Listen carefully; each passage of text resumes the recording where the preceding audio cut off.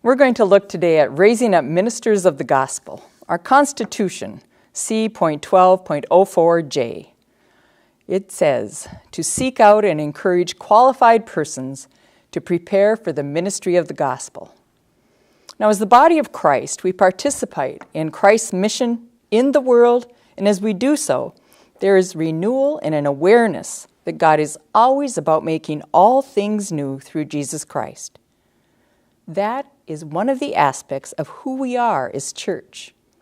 As our context for ministry continue to change, so too our ministry needs to continue to change. With that, so too our leadership and the look of that leadership changes. Our needs for leadership change, and how we seek out and equip leadership changes. New categories of leaders are emerging and will continue to emerge and change. Now, as Lutherans, we need to be clear about who it is that we are encouraging to prepare for the ministry of the gospel. Who is it that lives out the ministry of the gospel? In the Constitution, it is but one element in a congregation's constitution lifting up what it is we are called to be about as the faithful members of the congregation.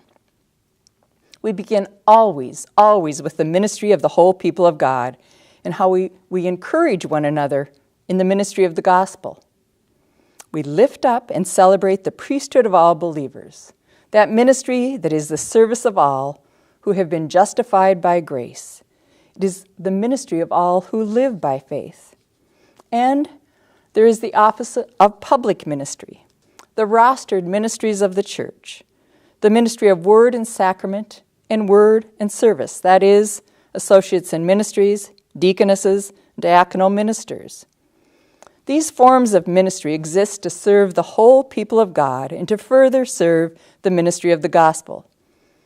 These forms of public ministry are primarily what we are looking at in this part of the Constitution. Yes, when we are called to public ministry, word and sacrament or word and service, we are called to serve God's people in what we might consider a more public way. We are reminded that pastors are called to serve the whole people of God and not to govern them. All ministry is about service. All ministry is centered in the gospel of Jesus Christ, crucified and risen. That the structure of the church, including its understanding of the office of ministry, needs to be such that a wide variety of perspectives of a richly diverse membership are given full expression. It is good that we can come together and have conversation. So again, we must always remember that we all share in the priesthood of all believers. We celebrate and lift up the many ways we live that out, always for the good of the other. Each of us is a minister of the gospel and called to live that out in a variety of ways. We are called to live it out in our daily lives through our vocations, our calling. I think of the story of little Court. Yes, he'd heard the children's sermon. He'd heard that as the baptized child of God, he was a worker for God every day of his life. And that's what his calling was, to work for God, because yes, as baptized children of God, that's what children do. After worship that day, Court was in the hallway. He was laying on the floor and he was having, a bit of a meltdown. He was crying and crying. His mom, his pastor, were asking Court, what is it? What's wrong? What's going on? And finally he threw his arms in the air. I guess that's it. I can't work for God anymore. Why? What is it? I'm not baptized, so I can't work for God anymore. His mom and the pastor said, Court, we're going to get that taken care of. You will be a baptized child of God, and even now you are working for God. It wasn't that many Sundays later that both Court and his mom were baptized. They came to the font and were baptized along with 6 others. Yes, each and every one of us called to be a worker for God. It was It is who we are, and that is gift. That cannot be denied. It can only be celebrated. Let's continue to be eager about it as young Court is, to be as eager and excited about it as he. Each of us has a calling, and we are called also to be treasure hunters, treasure seekers, calling out the gifts of others and encouraging them to prepare for the ministry of the gospel. We are called to seek out and encourage qualified persons for the ministry of the gospel. Rostered ministry is not a higher calling than Court's ministry. It is different. It is public ministry, and the church is called to be about that ministry. Yes, we cannot be afraid to encourage those who may know, that we may know or witness in some way. Those whom we believe or sense or feel may have gifts for rostered ministry. I think of an acolyte that I witnessed one Sunday when I was invited to a congregation there to install the pastor and preach. The acolyte that was doing, his calling that Sunday, and then sat next to me throughout the service. There was just something about him. I can't tell you what it was. It was a feeling. I don't know. He was a great kid, and he was so tuned in through that whole service. After worship, I asked him, I said, have you ever thought of being a pastor? His head turned quickly and he said, yeah. I said, okay. I said, somehow I think you'd be really good at that. He said, you do? I said, yeah. Keep thinking about that and having conversation with others about it and with your pastor. And I said, can I ask your name? He told me his name.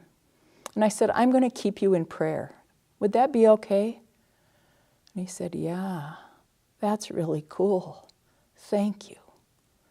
Yes, we are called to, encourage. We cannot be afraid to encourage those who we may know or witness in some way. Those whom, yes, we believe, sense, feel may have gifts for rostered ministry. As for that young acolyte, I do believe this young man will live out his God-given gifts in whatever form his ministry may take. But I also feel that it was my calling to aid in some sort of treasure hunting that day. I can't tell you what it was about this kid, this young man, this child of God, but I would not be surprised if someday, yes, he is serving in the public ministry of the church. In the Lutheran tradition, there is the understanding that the call to rostered ministry is both internal and external. This young man had already been sensing an internal call. And the question I brought to him was one more voice of the external call that might help affirm that internal call. Internal, external call is something that continues to unfold as the church walks with a person. Perhaps it's their Sunday school teacher, their pastor, a parent, a grandparent, someone in a congregation who sees it or senses it. So too, we are called to be encouragers with those who may have been struggling with this internal or external dance for a long time. Sometimes they are those who are, part of Bible studies in the congregation or maybe even leading those Bible studies, or those who are simply sitting there soaking up sermons in ways that we cannot quite define. Oh, yes, soaking up sermons. I can only hope. And there are those who are part of ongoing education throughout the Synod.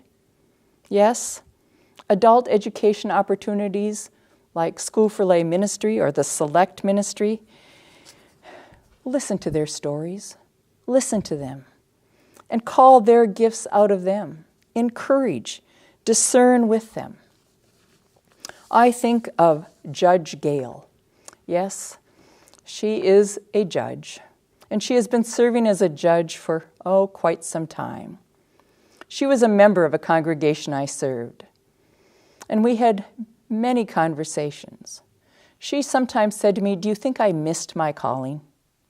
Wondering if she should have been a pastor, and I said, "Oh, no.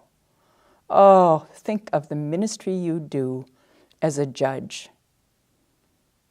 I said, "Someday maybe. Someday maybe." Well, Gail is now, yes, continuing as a judge, and is serving a small rural congregation even as she finishes up her last term as a judge. She's taking seminary courses online, and she is continuing to discern and feel so at home, even as she feels so at home in this small rural congregation. Oh, she has found a niche there. I found a niche there that I don't believe she could have found 30 years ago, or 20 years ago, or even 10 years ago. But oh, how it fits her and that congregation now. Calling out her gifts for rostered ministry was certainly a process and not an event. But was it worth it? Oh, was it worth it? The discernment continues if, when, yes, one enters seminary, and what is called the candidacy process.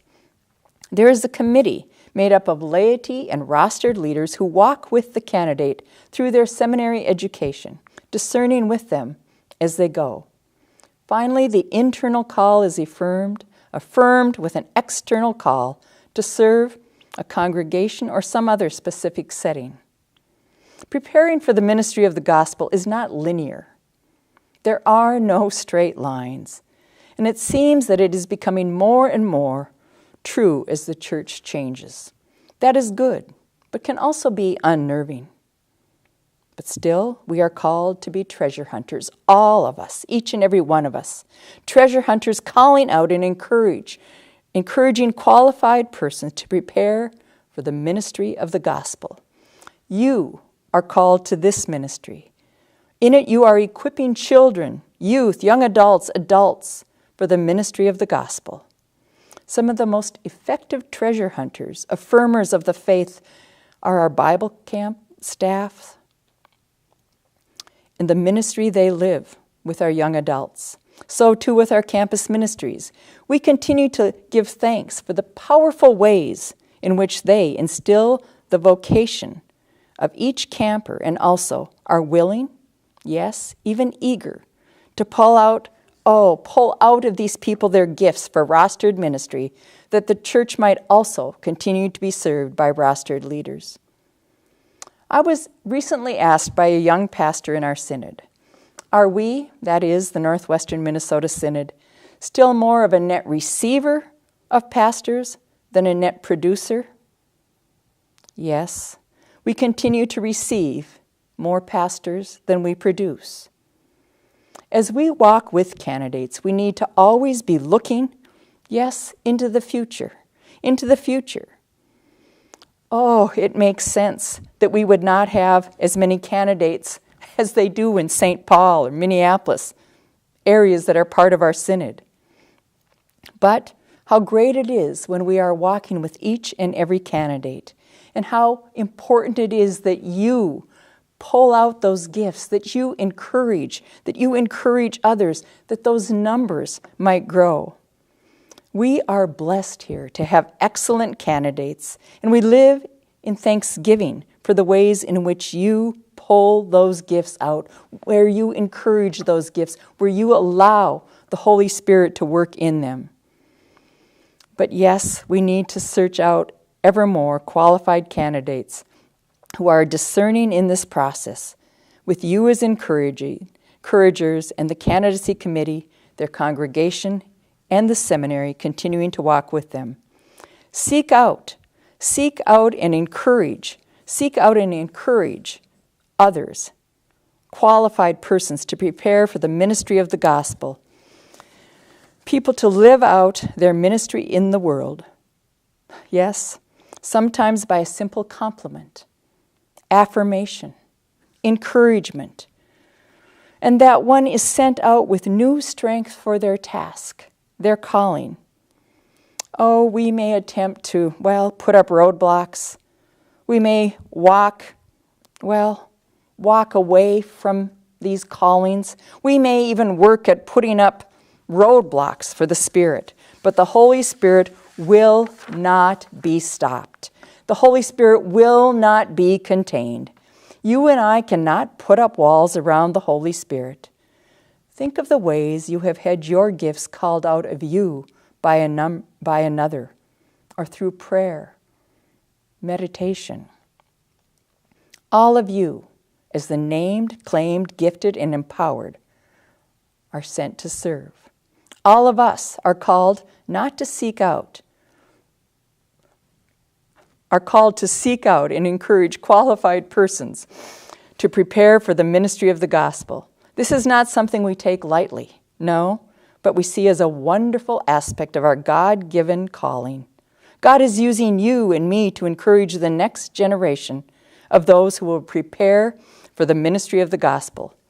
God is encouraging you and me to encourage it in others through word and deed, to call the gifts out of another that they might come to trust their gifts and wonder, first perhaps in the quiet of the night, and then maybe even quietly with another. And could it go from there eventually that this one might meet with someone from their Synod Candidacy Committee and begin the process of walking that journey together? Yes, it's a journey the church makes with this child of God.